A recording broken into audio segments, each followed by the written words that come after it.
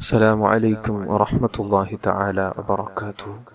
ബഹുമാനികൾ, ഇന്നത്തെ ക്ലാസ്സിൽ പരിചയപ്പെടുത്തുന്ന ഒരു മുഖ്യമായ വിഷയം മഹാനായ അബ്ദുല്ലാഹി ഇബ്നു അബ്ബാസ് റളിയല്ലാഹു അൻഹു ഉദ്ധരിച്ച ഒരു ഹദീസിൽ വന്നിട്ടുള്ള ഒരു ആയത്തിൻ്റെ മഹത്വത്തെക്കുറിച്ചാണ് സൂചിപ്പിക്കാൻ ആഗ്രഹിക്കുന്നത്. നമ്മുടെ ജീവിതത്തിൽ പലർക്കും പല ഘട്ടങ്ങളിൽ ഉപയോഗിക്കാൻ പറ്റിയ നല്ലൊരു ആയത്താണ് സൂറത്ത് ഹദീദിലെ ഈ ഒരു ആയത്ത്.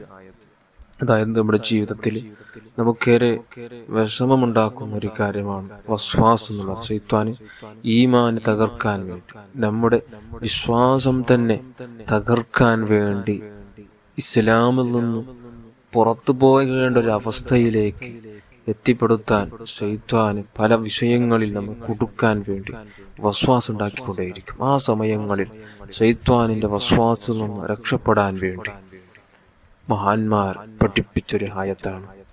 ഹുവൽ അവ്വലു വൽ ആഖിറു വദ്ദാഹിറു വൽ ബാത്തിൻ വഹുവ ബികുല്ലി ഷൈഇൻ അലീം.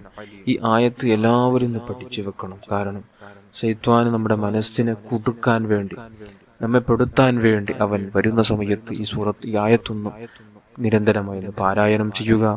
തീർച്ചയായും ആ ശൈത്വാന് അവൻ നിങ്ങളെ തൊട്ട് ഓടി രക്ഷപ്പെടും.